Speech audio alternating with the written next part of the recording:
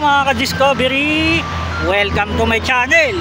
Ngayon mga ka-Discovery, nandito tayo ngayon sa may Manila Baywalk, Dolomite Beach. Yan, dito yan sa may Roxas Boulevard.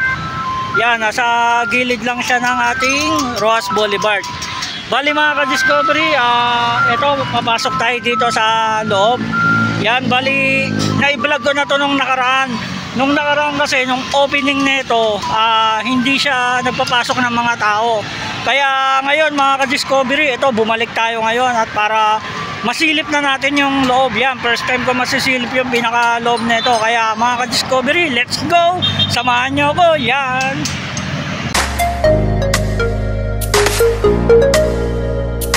Yan mga ka-Discovery, pasok tayo sa loob, entrance. Yan. Kuya, oh. China.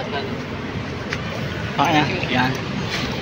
Yan mga ka-Discovery, first time natin pumasok. Ito yung pinaka-CR nila, public restroom. Yan, first time natin makapasok sa loob. Yan, yung mga prambayan sa loob. Wow, grabe kaganda, oh. Yan, pitikan muna natin ang isang view rito.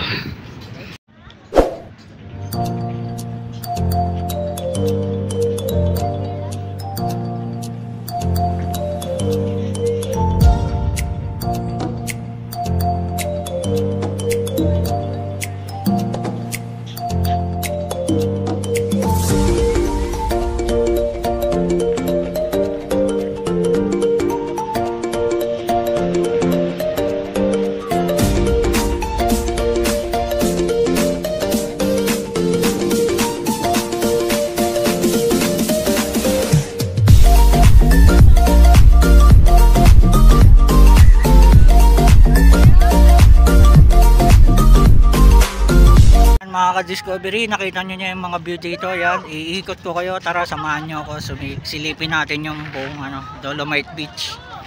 Yan, lakad-lakad tayo dito. Yan, ang taas ng araw. Yan, oh.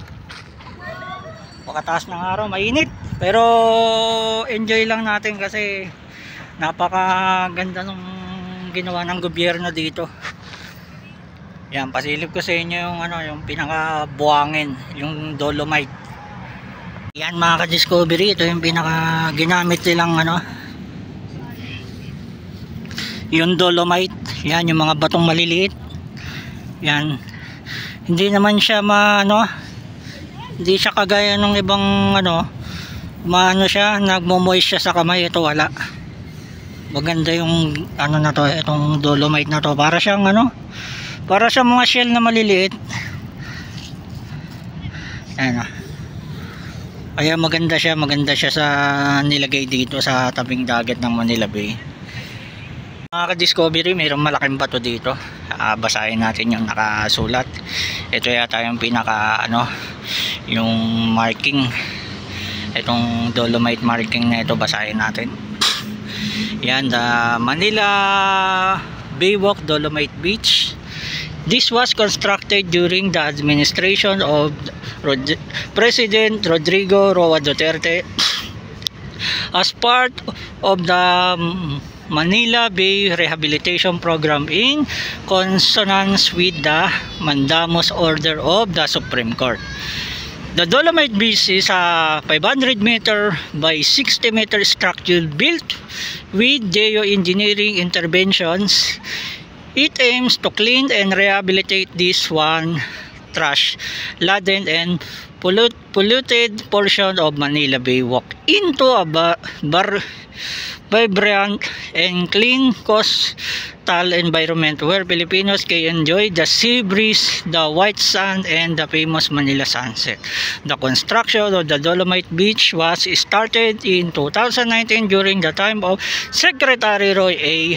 Simato and completed in May 2022 during the helm of Acting Secretary Jim O Salpulna of the Department of Environment and Natural Resources DENR in the partnership with the Department of Public Works and Highway DPWH. Yan mga ka-discovery, nandyan yung information ng ano nitong Dolomite Beach, kailang ginawa.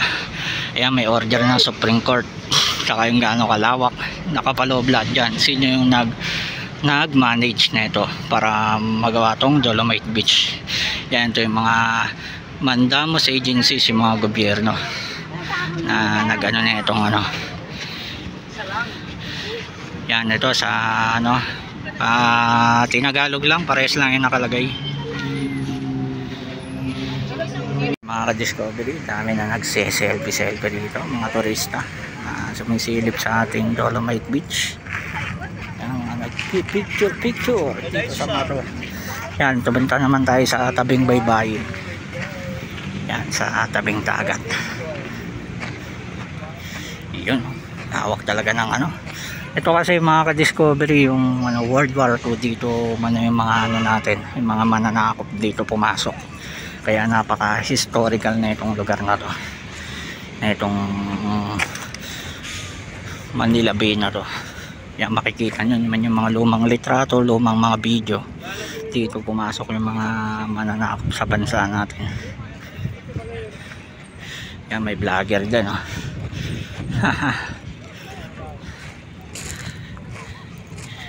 Yun, meron palang ginaganap ngayon na ano, na dragon boat dito. Yan, papakita ko lang sa inyo. Yan, kanina pa yan naglalaro. Na tsempohan lang natin na kanina madaling araw para yan dragon boat na yan. Yan. Dagat ka no. Tingin mo. Yan mga ka-discovery, may bata ko. Sa tabing dagat. Uy, may mga kalat pa rin. Hindi talaga mawala-wala ang kalat. Sana ano, yung mga tao, sa mga nakakapanood ngayon, mga nakatira sa mga gilid ng Manila Bay, ng dagat.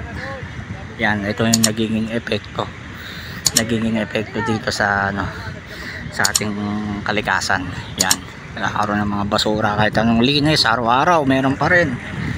Yan.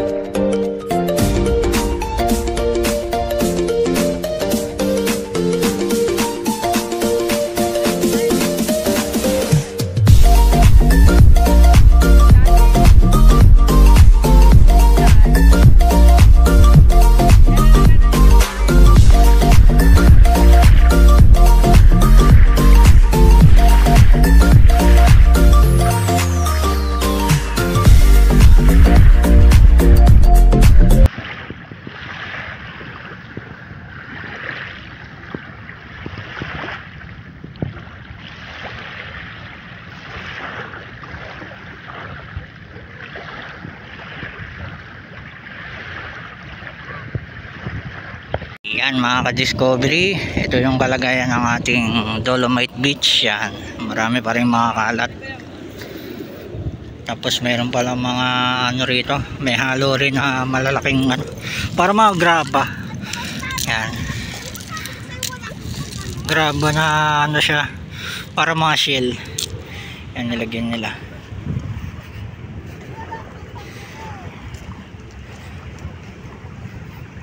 Lakarin natin dito. Yun yung mga nagda-dragon boat, oh. Player competition, may competition ngayon.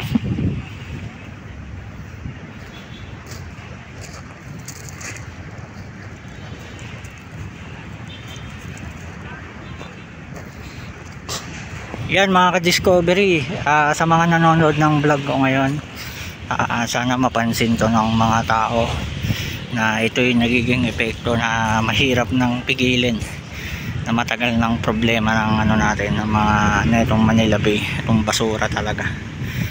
Yan, napakadaming basura.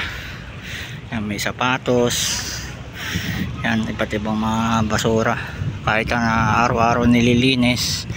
Yan, laging may basurang umaano rito.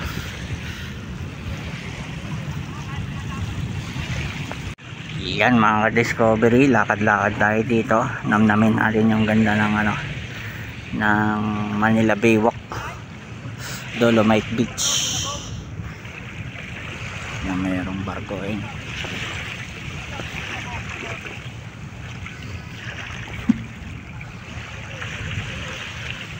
Yan, sarap pakinggan yung ano ng ano, alon. Sarap pakinggan yung hampas ng ano, alon ng tubig. Medyo malinis naman na yung tubig, malinaw-linaw.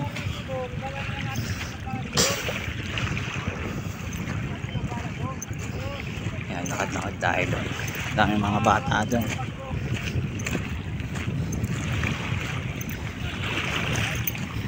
Yan, tamang ano tayo, beach walk, bay walk. Yan, tamang lakad-lakad. Kaya mga ka-discovery, walang bayad yung pagpasok dito ah. Pag pumasok kayo dito, titingnan lang yung bag nyo, naposo yan, dire-diretso na. Yan, napakadaming basura. Tapos mayroong ano na, border. Ilagyan nila ng border sa gilid. Yan, malaki-laki ang ginastos ng gobyerno dito kasi madami-dami yung itinabon nila na dolomite dito. Malaking gastusin. Yan, ito yung mga dito, clear na clear yung mga buhangin. Dito medyo may mga basura kasi. Tapos doon medyo ano to, parang putik na siya oh. Ano, putik. Yan, umano na siya dito.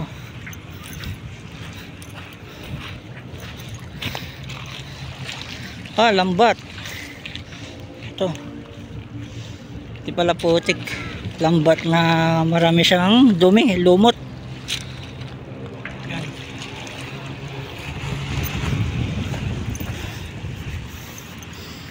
Yan. Yan, linggo ngayon. Kukunti ang tao kasi marami na rin masyal dito. Hindi nila siguro ano ngayon, o baka mamaya medyo pag buong ano na yung araw, bumaba. Yan, napakaganda ng view. Yan, pwede kang umupo dito. Merong kahoy. So, mag chill. Yan, upo muna tayo. Discovery, upo muna tayo dito.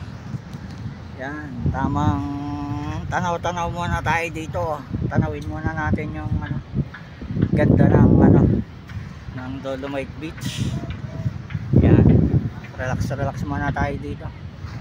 Yan, yan yung inuupo ko. Ang ano, katawan ng buko. Ayos, ayos dito. Mga ka-discovery, meron pa palang nakalagay sa likod nito. Kanina inano natin to, meron pa palang nakalagay sa likod. Ito yung ano, yung before the Manila Bay before. Yan mga ka-discovery, grabe yung dumi ng kalat dati oh. Yan, nakita nyo naman, ang laki pala talaga ng improvement kahit medyo may kalat nyo, pero hindi kagaya dati na grabe yung kalat. Tapos ngayon mga ka-discovery, ito na yung ano, yung after. Yan, ito na yan. Yan, napakaganda, napakasarap sa mata na kahit konti na lang naman yung kalat ng umano, pero laki ng improvement, di kagaya dati. Mga ka-discovery, tapos na yung ating pag-iikot dito sa may Dolomite Beach, dito sa may Rojas Boulevard, dito sa may Metro Manila. Yan, sana nag-enjoy kayo sa mga ipinakita kong kagandahan ang improvement na itong Manila Baywalk, Dolomite Beach. Yan, sana namangha kayo sa kagandahan na naipakita ko ngayon. Yan mga ka-discovery, hanggang dito na lang ang ating vlog adventure dito sa Roxas Boulevard, Dolomite Beach. Yan, hanggang dito na lang, hanggang sa muli. Thank you for watching.